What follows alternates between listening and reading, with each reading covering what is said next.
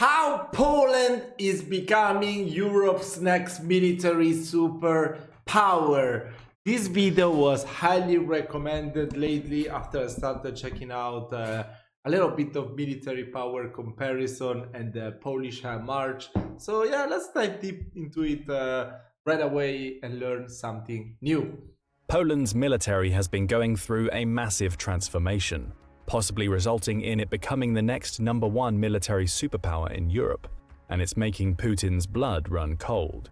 After centuries of domination by foreign powers, Poland freed itself from communist rule in 1989 and joined NATO a decade later. This was a critical turning point not only for NATO but for Poland itself, heralding the start of a new era in Warsaw's international relations. Long the plaything of great powers like Germany and its predecessor state Prussia, Austria, and Russia, which had partitioned its territory several times and oppressed its people in numerous, brutal ways, Poland is now on the fast track to becoming a great power itself. In the year 2023, Poland is stronger than at any point since its glory days in the 17th century, when the Polish-Lithuanian Commonwealth dominated much of Eastern Europe, and it is getting stronger still. Let's take a look at this incredible evolution. How is Poland transforming itself into a great power, and what does it mean for that country, Europe, and the world? The entrance of Poland into NATO was a major geopolitical advantage to the alliance. During the Cold War, the alliance struggled to contain the Soviet Union, as it and its satellite states in the Warsaw Pact stretched westward all the way to central Germany. If it so desired to move further west, NATO's forces on the European continent would be outnumbered, and the communist forces could all concentrate on a narrower front in the European plain. Poland's accession to the Western Bloc completely reversed this geostrategic situation. It was now the new, post-Soviet Russian Federation that faced the geographical disadvantage, as NATO's forces could concentrate and Russia had a much broader area of the European plain to defend should war break out. Poland's accession to NATO also cut Russia off from much of the Baltic Sea, as its coastline forms part of the natural choke point with Sweden, which in 2023 also had pending NATO membership. Put simply, on land and sea, Poland... Pending NATO membership. Oh, this video was from 10 months ago. Okay, now Sweden is part of NATO. Poland's joining NATO was one of the Finland too. biggest geopolitical and geostrategic disasters for Russia after the end of the Cold War. However, Poland is no mere passive player in the alliance. It does not contribute to the free rider problem in NATO that President Obama lamented in a 2016 interview with The Atlantic, and his successor President Trump repeatedly brought up in bellicose ways in order to try and get NATO members to pay more. Poland actually carries its weight in NATO's collective security. As of July 2023, it has spent 2.42% of its GDP on defense, well above the 2% benchmark that the alliance considers its standard. This makes Poland NATO's third largest defense spender by GDP, after Greece at 3.76% and the United States at 3.47%. Poland increased its defense spending from just under the 2% benchmark in 2014 to the current 2.42% over the course of a decade. Undoubtedly, this was done primarily in response to a more aggressive Russia from 2014 onward. The Poles have a long historical memory and do not want to be the subject of Russian domination ever again. Russia's full-scale invasion of Ukraine strengthened that resolve in Warsaw. Poland's relative level of defense spending compared to Germany's estimated 2022 total of 1.44% has even prompted many American lawmakers to propose strengthening the United States military ties with Warsaw at the expense of Berlin. Some American policymakers have floated the idea of moving most of the 35,000 US military personnel in Germany further east into Poland. A 2020 reshuffling of some American troops from Germany to Poland during the twilight days of the German skeptical Trump administration was a potential preview of that process. Poland plans to do more too. It has increased its defense spending to 4% of GDP in its 2023 budget. This would have it surpass Greece and the United States as the largest per capita military spender in NATO, and put it at a level over twice that of many other longtime NATO members, such as France, Germany, Italy, and Spain. As the quantity of Poland's military spending has gone up, the quality has gone up too. It can afford to spend a hefty amount of money on top-of-the-line military equipment because Poland has enjoyed breakneck economic growth compared to the rest of Europe. It's one of the 21st century's underreported miracle stories. Indeed, since liberalization began in 1989, Poland has experienced more economic growth than the highly touted Asian tiger countries like Taiwan, Singapore, and South Korea. In effect, Poland has been the tiger of Europe in the post-Cold War era. Between 1989 and 2015, Poland's GDP per capita based on purchasing power more than doubled and reached 65% of the level seen in Western Europe. It was the highest absolute and relative level of wealth in that country since the Polish-Lithuanian Commonwealth, according to the Brookings Institution. As of 2023, its GDP per capita is about $19,000. Since 1991, Poland's total nominal GDP has grown by 126.35%, with an annual average growth of 3.94%. Tellingly, Poland did not go into recession in the financial crisis of 2008-2009, unlike the larger European Union, which shrank by 4.5%. Poland's economy instead grew by 4.2% in 2008 and 2.8% in 2009, while the so-called PIGS countries, Portugal, Ireland, Italy, Greece, and Spain, Why is not telling us how? I want to check out the video about the economic boom in Poland. struggled with the debt crisis and austerity measures at the time. Yeah, especially Poland Greece. continued ahead with its Italy economic too. growth. The Polish economy shrank by 2.02% in 2020 at the height of the COVID-19 pandemic, but it weathered the viral storm better than many other countries and Really? bounced back How? incredibly strongly with a I definitely want to check out also a video how Poland responded to the COVID pandemic. 6.85% growth rate in 2021. All of this speaks Wow. highly of the robust and diversified economy that Poland has created in its modern post-communist era. Poland still places modestly in an absolute ranking of the world's economies, especially compared to its NATO peers. It has the world's 21st largest economy in GDP by 2022 dollars, with a total of $688 billion. Still, no the idea. country's economic growth has been such a success story that some observers have estimated it will have a larger economy than the United Kingdom by 2030 if its current trajectory continues. Already by GDP per capita at purchasing power parity, major cities in Poland like Warsaw, Poznan, Krakow, and Wrocław are much richer than cities in the United Kingdom like Birmingham, Manchester, and Liverpool. Although Poland's Really? total GDP per capita still significantly lags the Wow. United Kingdom at $46,000 for the Poles, the trend is their friend. Their current GDP per capita is almost 11 times higher than it was in 1990, when it was only at a level of $1,731. The days of food shortages and lack of other basic necessities that the Poles experienced under communist rule, particularly in the 1980s, are long gone. The country's prosperity can be measured in another way too.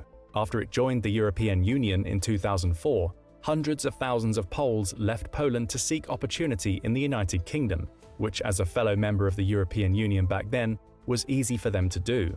Now the situation has turned on its head, as Poles who immigrated to Britain are now emigrating and returning home for better opportunities than the sluggish British really? economy can afford them. The Polish government is keen to hurry the process along. Its finance ministry has created a program called the Polish Deal, which offers a 0% income tax for the first 4 years to Polish émigrés who decide to return home. But Polish expatriates are not the only people seeking a better life there. The situation has reversed so much that many British and other Western European expatriates are moving into Poland, often commenting highly about the good standard of living and economic opportunity there for an affordable price. Poland's economy has become a hotbed for technological innovation and manufacturing, and it has one of the most highly educated workforces in Europe, with about 1 in 2 young Poles having achieved a post-secondary education. Foreign tech companies like Google and Microsoft are opening data centers in Poland. Meanwhile, the Swedish battery manufacturer Northvolt completed its construction of its factory in Poland in May 2023. It's the largest factory for energy storage systems in Europe. Poland also has 115 aerospace companies working in what is known as its Aviation Valley, an area in the southeast of the country that has a high number of pilot training centers and industrial and scientific research facilities. About 35,000 people are employed there, among 180 different members that do about 3.5 billion euros in sales, according to the Aviation Valley Association. The association's long-term objective is to make its area one of Europe's leading aerospace regions. Poland's post-communist financial success is all the more remarkable when one considers that its population is declining, despite the huge economic growth. Its fertility rate is only about 1.4 births per woman, well below the 2.1 needed for population replacement. By the end of the century, Why is demographers that? estimate that Poland will have a population of about 23 million people, only a little more Really? than half what it is today. With this in mind, it is possible that Poland's leaders believe they need to build a top-of-the-line military now. Stop fucking around! Go get a family! Your country needs more people! Come on! Stop with those one-night stands! While their country's population and economy is at a high point. Either way, the wealth generated by its economic growth has allowed Poland to increase the quality and quantity of its military. It plans to double the size of its standing army to a total of 300,000 troops by 2035. It is also investing heavily in a modern, technological, and capital-rich military with some of the world's most advanced weapons systems. As part of this process, Poland has deepened ties with the United States and South Korea in particular. First, Poland is creating a South modern Korea. air fleet based on the fifth-generation F-35 Lightning II fighter jet. Its initial order is for 32 of these planes. Meanwhile, Poland plans to rid itself of older Soviet-era planes like the fourth-generation MiG-29, which it is often keen to donate to Ukraine for the fight against Russia. Supplementing the F-35 is an order of 48 South Korean Fa-50 planes, the first 10 of which were delivered in July 2023. The Fa-50 is a light combat aircraft introduced in 2005. The jet is capable of supersonic flight and performing air-to-air or air-to-ground missions. Just as importantly, the Fa-50 is one of the world's few supersonic training aircraft, making it an ideal choice to train Polish pilots to operate the F-35. 96 American AH-54 Apache attack helicopters are also on the menu for the Poles. Poland is modernizing its tank and armored forces too. It intends to buy 116 American M1A1 Abrams tanks and 250 of the newer M1A2 Abrams tanks. Warsaw plans to supplement this force with 1,000 South Korean K2 main battle tanks. This is in addition to its own force of 1,000 Polish-made Borsuk infantry fighting vehicles. Meanwhile, Poland is steadily donating the Soviet-era T-72 tanks in its arsenal to Ukraine. For the Poles, these old systems are no longer desirable. Poland is modernizing its artillery forces as well. The government in Warsaw is spending $10 billion on the American HIMARS rocket artillery system, which proved so devastating to Russian forces in Ukraine in 2022. It has purchased 18 HIMARS systems as of March 2023, spending $414 million on this platform, and this is just the beginning. Poland plans to buy a total of 500 HIMARS systems from the United States, which will include 45 ATACMS missiles, as part of a $10 billion deal. Considering how much damage only 16 or so HIMARS systems did to Russia in Ukraine in the late summer and autumn offensives in the Kharkiv and Kherson oblasts in 2022, without the long-range ATACMS missiles, this would be a formidable force for the Poles indeed. Supplementing HIMARS are 288 South Korean Chunmoo multiple rocket launch systems. The Poles desire modern tube artillery systems as well. As part of this effort, they are in the process of purchasing South Korean K9A1 self-propelled howitzers. These systems have a range of 34 miles. 600 of these platforms are now in the country.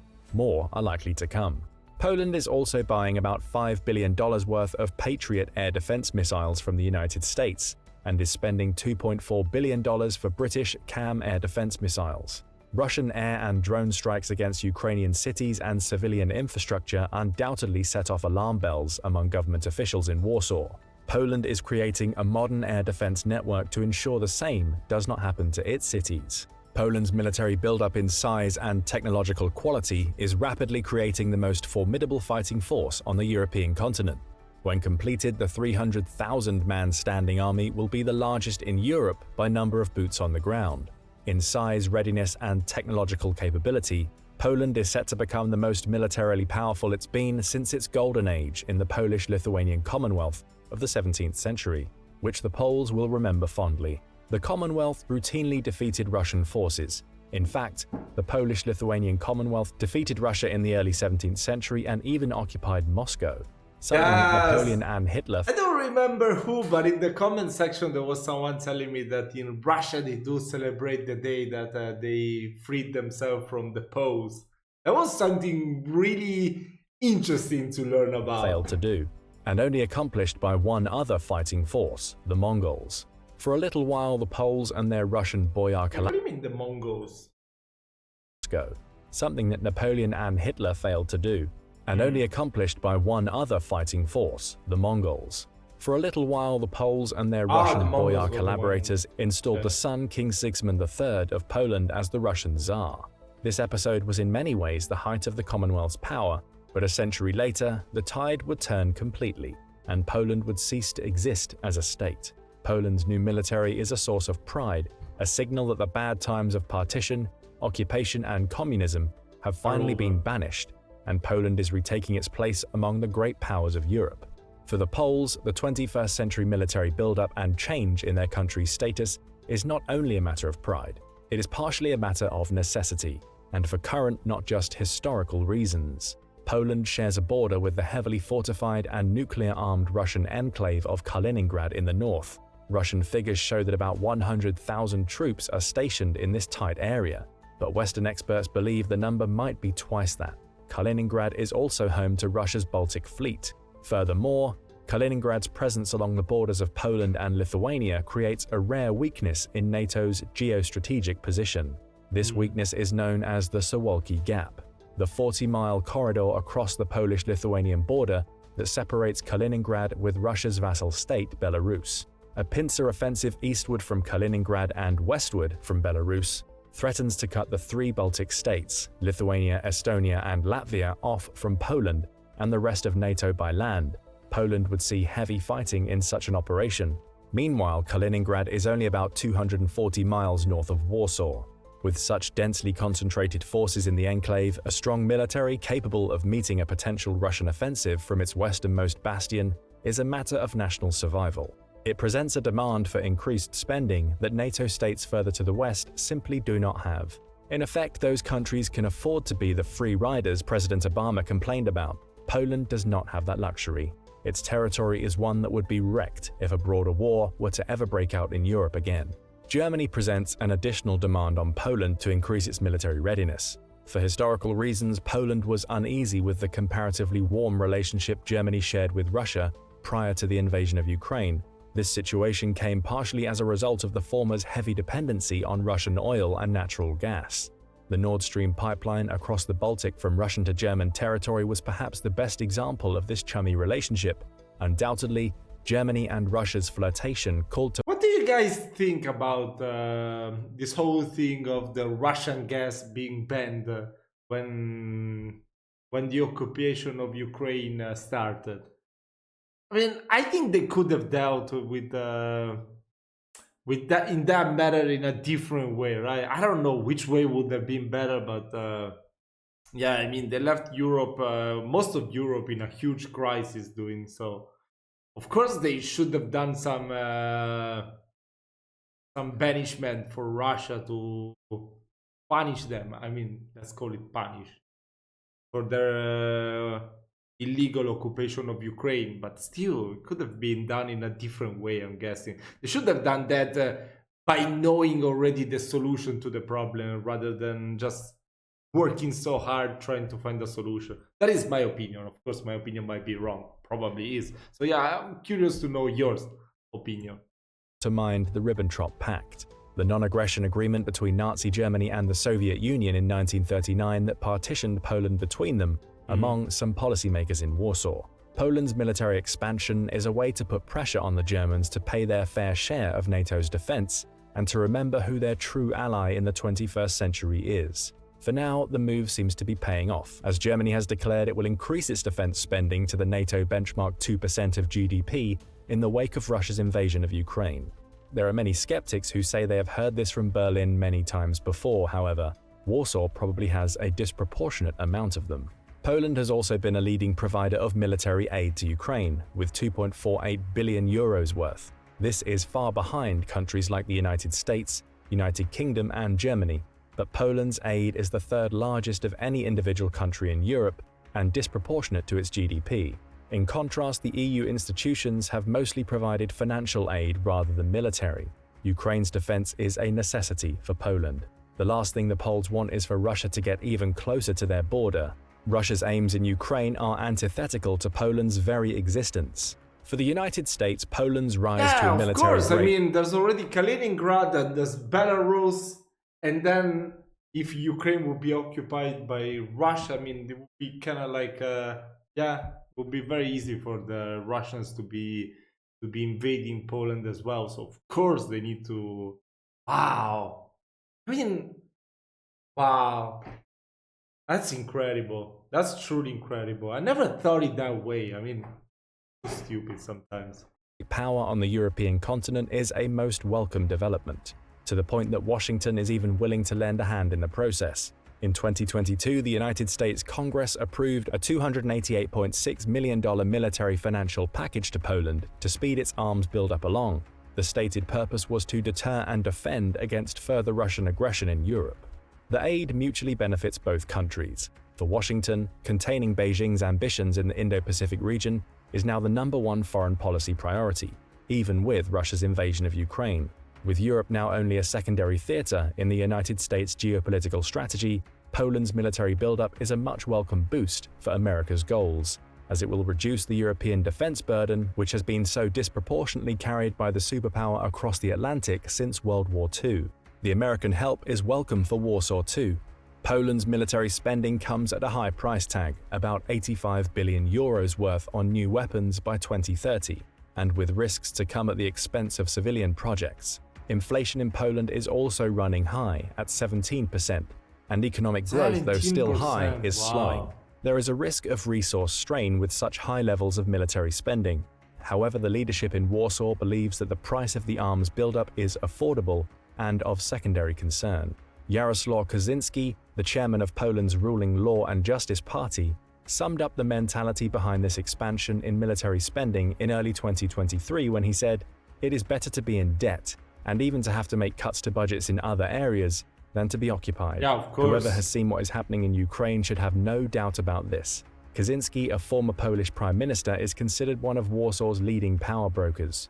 He was born in 1949 and remembers the bad old days, where he was an active member in anti-communist circles in Poland. He and other politicians of his generation understand what is at stake and what needs to be protected.